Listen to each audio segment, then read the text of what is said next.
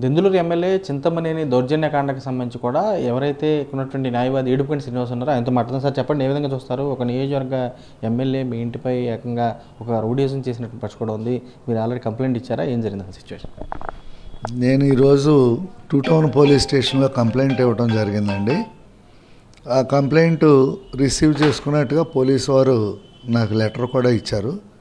But దాని మీద వారి ఇన్వెస్టిగేషన్ ఏ తీరులో ఉంటుంది, ఎంతవరకు చేస్తారు అనేది చూడాల్సి ఉందండి. చూస్తారు ఒక ఎమ్మెల్యేనే ఇట్లా మీ ఇంటి పైన దాడి చేయడం? ఇప్పుడు ఎమ్మెల్యే దాడి చేయటం అనేది అది అమానుషం.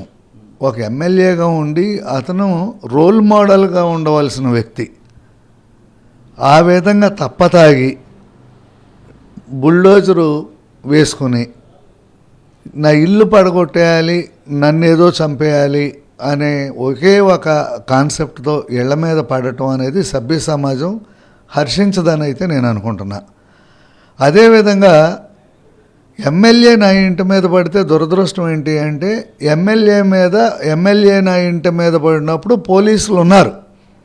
పోలీసులు ఉండగా నా ఇంటి మీద యథేచ్ఛగా తెగబడి నా ఇంటి మీద పడితే ఇప్పటి వరకు అతని మీద ఒక కేసు కూడా కట్టకుండా నన్ను తీసుకుపోయి పోలీస్ స్టేషన్లో పెట్టి ఇప్పటికి నా మీద రెండో కేసు, నిన్న ఒక ఎస్సీ ఎస్టీ కేసు పెట్టారంటే ఇంకేవో కేసులు పెట్టాలని చూస్తున్నారు.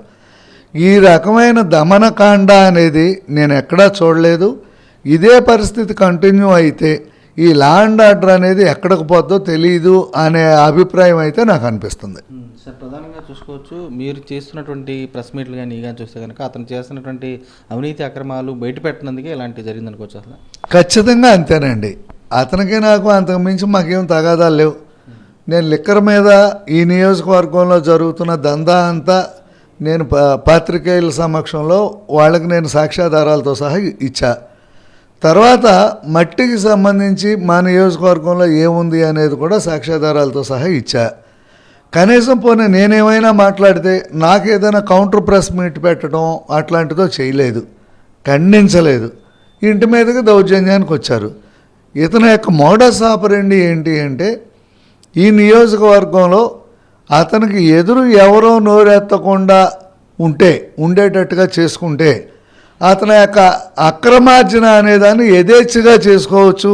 ఈ 5 years, ఇంకో 3 ఏళ్ళు ఉంది, అది కూడా అనేది అతని యొక్క మోడస్. అది దానిలో నేను అతనికి పంటి కింద రాయిన అయ్యా.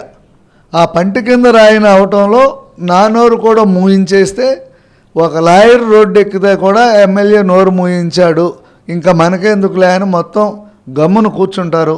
మనం యథేచ్ఛగా స్వైర విహారం చేయొచ్చు, మన అక్రమార్జనకు అడ్డం లేకుండా పోద్ది అనే ఒకే ఒక కాన్సెప్ట్తో నన్ను చంపాలనే ఉద్దేశంతో నా ఇంటి మీదకి వచ్చాడు. అక్రమార్జన అంటున్నారు, ఆల్రెడీ అసలు ఏ విధంగా దోపిడీ జరుగుతున్నారు అక్కడ నియోజకవర్గం? రోజు కోడి పందాలు నిర్వహిస్తాడు అతను, అది ప్రతి ఒక్కళ్ళకి తెలుసు. ఆ కోడి పందాలు లక్షల్లో ఉంటాయి. లక్షల్లో ఉన్న కోడి పందాల్లో 10% ఇతనికి కప్పం కట్టాలి. అది కాక మట్టి దోపిడీ యథేచ్ఛగా డంపర్లు తిరుగుతూనే ఉన్నాయి. 35-45 చెప్తున్నారు అవి. ఆ డంపర్లన్నీ తిరుగుతూనే ఉన్నాయి. ఇంకా పోతే ఇక మిగతాదంతా మామూలే. కొల్లేరు అదొక అక్షయ పాత్ర. కొల్లేరులో కావాల్సినంత జరుగుతుంది. ఈరోజు మా నియోజకవర్గంలో ఒక గాలి వెలుతురు తప్ప అన్నీ ప్యాకింగ్ అయిపోయి ఉన్నాయి. గాలి వెలుతురు ప్యాకింగ్ ఎట్లా చేయాలో అనేది ఒక్కటే అతనికి తెలియలా. అది కూడా తెలిస్తే దాన్ని కూడా రేటు పెట్టి అమ్మేసేవాడు. ఆ పరిస్థితుల్లో అతని ఇన్కమ్ అనేది నేను లోకడు కూడా చెప్పా, 20 లక్షల నుండి రోజుకి 50 లక్షల రూపాయలకి అనుమానం లేకుండా ఉంటుంది. ఎవడైనా దేనికైనా కప్పం కట్టాల్సిందే. బక్కా బడుగు ఎవడన్నా కిరాయి బండి ఏదైనా నడుపుకుని మట్టి తోలుకుంటాను కానీ, లేకపోతే కిరాయి ట్రాక్టర్తో మట్టి తోలుకుని అతను జీవనం సాగించుకోవడానికి కూడా అతను పరిమితి లేనిదే ఏది జరగదు. అతను ఎవరికే పర్మిషన్లు ఇవ్వడు. ఈ నియోజకవర్గంలో ఉన్న ప్రభుత్వ వనరులు అన్నీ కూడా అతని గుత్తాధిపత్యంలో ఉన్నాయి. వాటిని గురించే నేను నోరెత్తి నేను మాట్లాడా. దాని పర్యవసానం నా మీద దాడి. సార్, ప్రధానంగా మీరు ఆల్రెడీ ఓన్లీ దాని గురించే మాట్లాడారంటున్నారు. కొంతమంది ఇప్పటికీ సోషల్ మీడియాలో కానీ కొన్ని టీడీపీకి సంబంధించిన గ్రూపుల్లో కూడా ఇట్లా ఆల్రెడీ వ్యక్తిగత కుటుంబానికి సంబంధించి మాట్లాడారని చెప్పని డిస్కషన్ జరుగుతుంది. ఏంటి అసలు ప్రత్యేకంగా? ఇప్పుడు నేను మాట్లాడిందంతా ఓపెన్గా ఉంది. మీ మీడియాలో అన్ని ఛానల్స్లోనూ అన్ని యూట్యూబ్లోనూ వచ్చింది. ఒకవేళ అతనికి నాకు వ్యక్తిగతంగా ఉంటే అది మా ఇద్దరం మేము చూసుకుంటాం. మాకు శత్రుత్వం ఉందా మిత్రుత్వం ఉందా అనేది మాకు సంబంధించిన ఇష్యూ. అది నేను ప్రజల ముందు పెట్టలా.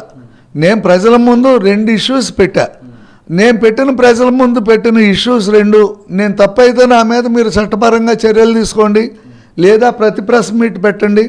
దానిలో అతను ఇట్లా తప్పు మాట్లాడాడు, ఇది కరెక్ట్ కాదు అని చెప్పి మీరు ఖండించండి.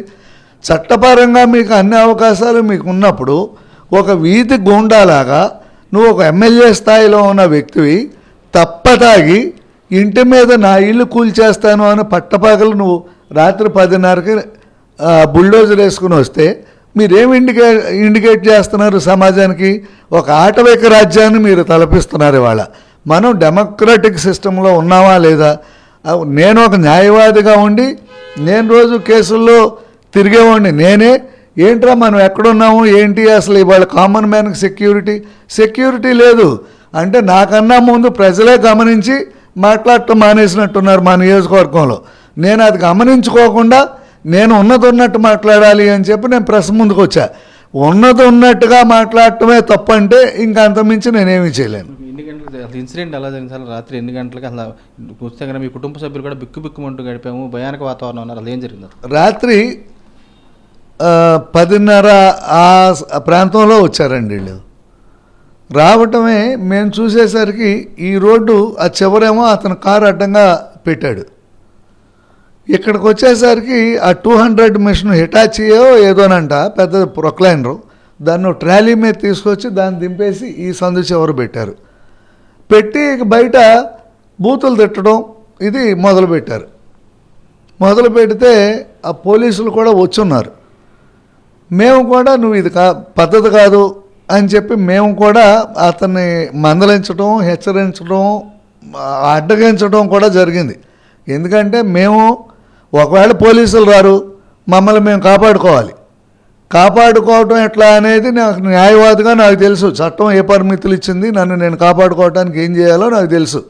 ఆ పద్ధతుల్లో నేను కూడా ప్రిపేర్డ్గానే ఉన్నా నన్ను నేను కాపాడుకోవటానికి. అక్కడి నుండి గేట్లు పగలగొట్టి పైకి వచ్చి పైన గ్రిల్ ఉంటే ఆ గ్రిల్ను కూడా పగలగొట్టి రావడానికి ప్రయత్నం చేశారు. కాకపోతే పోలీసులు మాత్రం ప్రత్యేకించి 2 టౌన్ సిఐ గారు, ఆయన పేరు ఏదో అశోక్ గారు ఏదో ఉంది, ఆయన చాలా చొరవ చూపించి ఆయన చాలా బాగా చేసి ఎటువంటి అవాంఛనీయమైన సంఘటన జరగకుండా మాత్రం అతను కాపాడగలిగాడు. కుటుంబ సభ్యులు ఎలా ఉంది పరిస్థితి అప్పుడు అసలు? ఎప్పటికీ ఏమంటే నేను నా భార్య నా కొడుకు మేము ముగ్గురమే ఉంటాం ఇంట్లో. ఈ ఇంట్లో ఉండేది మేమే. అసలు వాళ్ళు ఒక 50 మంది 100 మంది వస్తే మేము అడ్డుకోవాలి అని ఎంతవరకు మేము అడ్డుకోగలుగుతాం? ఇక మేము డిసైడ్ అయింది. పాపం సిఏ గారు కూడా మెన్నలేరండి, మేము తక్కువ మంది ఉన్నాం అన్నారు. ఇక నేను డిసైడ్ అయిపోయా, ఎట్లాగో చంపేస్తారు వీళ్ళు మనని, మనం చచ్చిపోవడానికి డిసైడ్ అవ్వాలి. డిసైడ్ అయ్యేటప్పుడు కనీసం రివోల్ట్ అయ్యన్నా చచ్చిపోదామని డిసైడ్ అయ్యాం. ఆ రివోల్ట్ అన్నా చచ్చిపోదామని చెప్పి మేము ప్రిపేర్ అయ్యి మేము కూడా ఓకే రా మీరు ఎట్లాగో వచ్చారు, మేమేమి మా దగ్గర జనం లేరు, వాళ్ళు ఎట్లాగో మనం చంపేస్తారు అంతమంది వచ్చిన తర్వాత, మనం కూడా రివోల్ట్ అవుదామని చెప్పి నేను మా అబ్బాయి ముఖ్యంగా మేమైతే రివోల్ట్ అయ్యి రండ్రా మేము సిద్ధంగానే ఉన్నాం, ఇక ఏది జరిగితే అది జరుగుతుందని కూడా మేము అనటం జరిగింది. దాని మీద ఆ సిఐ గారే మమ్మల్ని మా ఇంట్లోకి తోసి గడిపెట్టి ఆ పైన గ్రిల్లో నుండి రాకుండా పోలీసులు కూడా ఉండి కాపలా కాసి పంపించారు. పంపించిన తర్వాత ఎంత గొప్పగా ఉందంటే, నా ఇంటి మీద దొంగలు పడ్డారా నాయన అని నేను పోలీస్ స్టేషన్కి వెళ్తే వాళ్ళని ఎందుకు దొంగతనం చేయించుకోలేదని చెప్పి నా మీద కేసు కట్టారు. దొంగోడికి లేకపోతే దుర్మార్గం చేసేవాడికి నేను అవకాశం కల్పించలేదని, ఆ దుర్మార్గం చేయనీయలేదని నా మీద కేసు పెట్టారు. నన్ను రాత్రి సుమారుగా 2 నుండి 3 గంటల ఆ ప్రాంతంలో తీసుకెళ్ళి ఉమ్మన్ పోలీస్ స్టేషన్లో పెట్టారు. పెట్టి నిన్న సాయంకాలం 7 గంటల వరకు కోర్టుకి పంపించలా, లేదా నా మీద కేసు ఉంటే కేసు కట్టలా, బయటికి పంపించలా. అప్పుడు కోర్టు నుండి ఒక సెర్చ్ వారెంట్లో ఒక లాయర్ గారు వస్తే ఆ కమిషనర్ గారి ద్వారా నేను బయటకు వచ్చా. ఇప్పుడు మిమ్మల్ని పార్టీ నుంచి సస్పెండ్ చేశారు, ఒక చూస్తే కనుక పార్టీ క్రమశిక్షణ చర్యలు ఉల్లంఘించారని చెప్పి చెబుతున్నారు. అసలు ఏ విధంగా వస్తారు? ఇది పూర్తిగా దాడి చేసిన వ్యక్తికి వెనకేసుకొస్తూ ఏకంగా పరామర్శలు చేస్తున్నారు. అక్కడికి వెళ్ళి మిమ్మల్ని చూస్తేనే ఏకంగా పార్టీని తీస్తున్నారు. మీ కార్యాచరణ ఏ విధంగా ఉంటుంది? ఏమండి, ఇది ప్రజలంతా గమనిస్తున్నారు. నేనేమి తెలుగుదేశం పార్టీలో నేను ఒక సభ్యుడిని. ఆ రోజు ప్రతిపక్షంలో ఉన్న రోజున లీగల్ సెల్ వైస్ ప్రెసిడెంట్ అన్నారు. ఆ రోజు నేను పార్టీ తరఫున నేను ఏ విధంగా పనిచేశానో మొత్తం అందరికీ మా పార్టీ పెద్దలకు కూడా తెలుసు. ఎందుకంటే ఒక యోగాళం కేసుల్లో కానివ్వండి, లేకపోతే చంద్రబాబు గారు అంగళ్ళ కేసులో కానివ్వండి, కొమ్మారెడ్డి పట్టాభిరామ్ గారి కేసులు కానివ్వండి, ఏలూరులో జరిగినాయి కానివ్వండి, ఆ రోజు నా మీద కూడా ఆనాటి ప్రభుత్వం నా మీద కూడా ఒక కేసు పెట్టింది. ఆ కేసుకి ఈ రోజుకి నేను వాయిదాలకు తిరుగుతున్నా. ఆ ప్రభుత్వంలో ఒక కేసు పెడితే మా ప్రభుత్వం వచ్చిన తర్వాత ఇవాళకి 3 కేసులు పెట్టారు మా మీద. 3 కేసులు ఇవాళకి మా మీద పెట్టారు. ఇంకా 4, 3, 5 కేసులు ఉన్నాయంటున్నారు. నేనేమైనా ఈ ప్రభుత్వం నుండో ఈ పార్టీ నుండో నేనైనా ఏదైనా లబ్ధి పొందితే నన్ను సస్పెండ్ చేయటం ఇంకోటో ఉంటుంది. ఓ సామాన్య కార్యకర్తగా ఉన్న నేను, నువ్వు వైసీపీ వాళ్ళతో మాట్లాడావంట, జనసేన వాళ్ళతో మాట్లాడావంట అనేది మాట్లాడారు నిన్న ప్రెస్ మీట్. నేను ఒకవేళ మాట్లాడుంటే పార్టీ వ్యతిరేక కార్యక్రమాలకు నేను పాల్పడి ఉంటే కనీసం నాకు ఒక నోటీస్ ఇవ్వాల, నా వివరణ అడగకుండా నువ్వు పార్టీ వ్యతిరేక కార్యక్రమాలకు పాల్పడ్డావు అన్నారు. ఇదేమీ లేదు. ఈ ఎమ్మెల్యే అనేవాడు దాష్టీకాన్ని సపోర్ట్ చేసింది అంతే.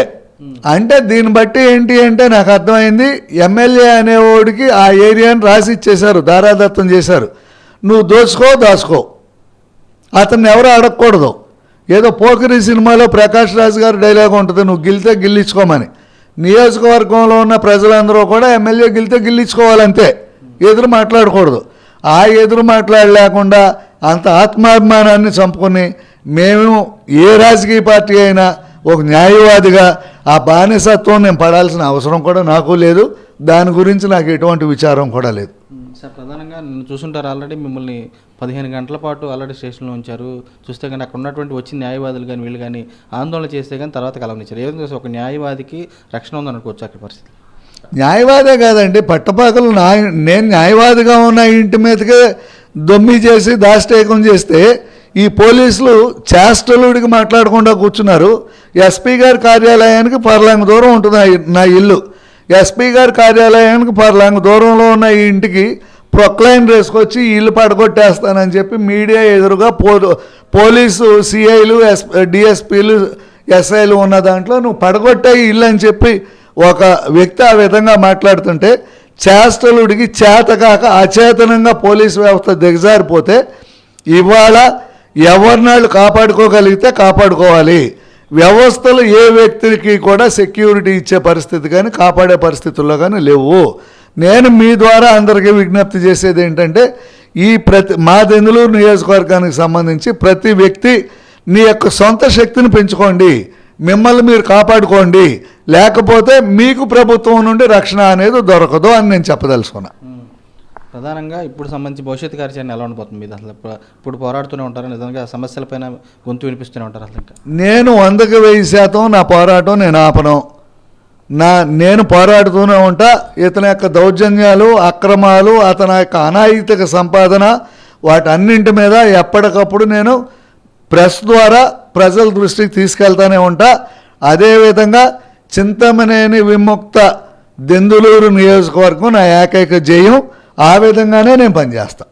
బాధితులు వస్తే బాసటగా ఉంటారా ఆయన తరపున? ఖచ్చితంగా. నాకు కుల మతాలు రాజకీయాలతో సంబంధం లేకుండా ఎవరు వచ్చినా, ఇతని బాధితులు ఎవరు వచ్చినా నేను ఏం చేయగలను అంతవరకు చేస్తాను. నేను ఇప్పుడు మట్టికి న్యాయపరంగా పోరాడతారా? ఎలా ఉంది పరిస్థితి, సిచ్యువేషన్?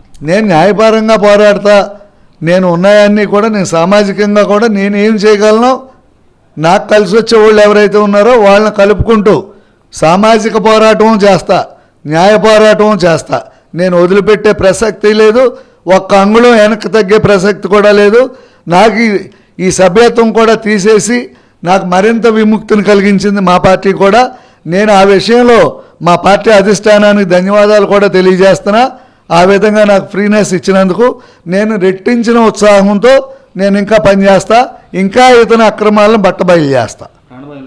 నాకు ప్రాణభయం లేదు, నాకు ప్రాణభయం లేదు. నేను అన్నింటికీ డిసైడ్ అయ్యే, ఇతను ఏం చేయగలడో ఏం చేస్తాడో డిసైడ్ అయ్యే నేను బయటకు వచ్చా. నా పోరాటం అంతే జరుగుద్ది. 100% ప్రాణహాని ఉందిగా. అది ఓపెన్గా నా ఇంటి మీద ఆ విధంగా జరిగింది. దాని ఇండికేషనే నాకు ప్రాణహాని ఉందని. ఉన్నప్పటికీ నేను వెనక్కి తగ్గను, పోరాటం చేస్తూనే ఉంటా. పోరాటంలో పోతే పోతాం, పోయేదే ఉంది, ఎప్పుడైనా పోవాలి కదా. నా నిర్ణయం అంతే, పోరాటమే ఖచ్చితంగా చేస్తా, ఎక్కడా వెనక్కి తగ్గను. ఎవరు వచ్చినా బాసడుగా నిలబడతా. ఇతను ఎవరెవరు భూములు కాజేశాడు, ఎవరెవరు ల్యాండ్స్ కబ్జా చేశాడు, ఎవరెవరిని నియోజకవర్గంలో మోసం చేశాడు, ఎవరెవరికి ఎంతెంత డబ్బు ఎగ్గొట్టాడు, మొత్తం అన్ని వరుసగా 1 by 1 ప్రతి ఎపిసోడు నేను లోగడే చెప్పా, నెలకొక ఎపిసోడ్ ఇస్తా అని.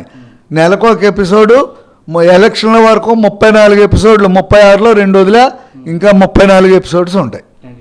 క్షేత్రస్థాయిలో కూడా చూసుకున్నాక ఎవరైతే దెందులూరుకు సంబంధించినటువంటి ఎమ్మెల్యే చింతమనేని ఉన్నారో ప్రజాస్వామ్యంలో ఉన్నానన్న విలువలు మరిచిపోయి క్షేత్రస్థాయిలో కూడా ఒక న్యాయవాదినైనటువంటి తనింటిపై కూడా దాష్టికం చేశారు, ఒక రౌడీలాగా ప్రవర్తించారు. పూర్తి స్థాయిలో ఈ దాడిని కూడా తాము తీవ్రంగా ఖండిస్తున్నాము. ప్రధానంగా దాడి చేసిన వ్యక్తికి రాచమర్యాదలు చేస్తూ అతనిపై కనీసం కేసు కూడా నమోదు లేదు. పూర్తి స్థాయిలో తన్నే పూర్తిగా స్టేషన్ తీసుకెళ్లి నిర్బంధించారు, తనపై కూడా అక్రమ కేసులు కట్టారని చెప్పి ఆయన కూడా ఆగ్రహం వ్యక్తం చేస్తున్నారు. ఇప్పటికైతే మట్టికి దెందులూరు నియోజకవర్గంలో జరిగేటువంటి అరాచకాలు, అవినీతి సంబంధించినటువంటి దాన్ని వెలికి తీస్తూనే ఉంటాను. పూర్తి స్థాయిలో నెలకొక ప్రెస్ మీట్ పెట్టి పూర్తిగా జరిగేటువంటి అవినీతి కూడా ప్రజలకు తెలియజేస్తానని చెబుతాను. అదేవిధంగా ఇక్కడ ఉన్నటువంటి దెందులూరుకు సంబంధించినటువంటి నియోజకవర్గంలో ఎమ్మెల్యే అరాచకాలకు సంబంధించిన బాధితులు ఎవరుతుంటారో ఆ తరపున బాసటగా కూడా నిలుస్తారని చెప్పని ఈడుపుగంటి శ్రీనివాస్ స్పష్టం చేసి కూడా కనపడుతుంది. నరేష్తో రాజు, సాక్షి, వేలూరు జిల్లా నుంచి.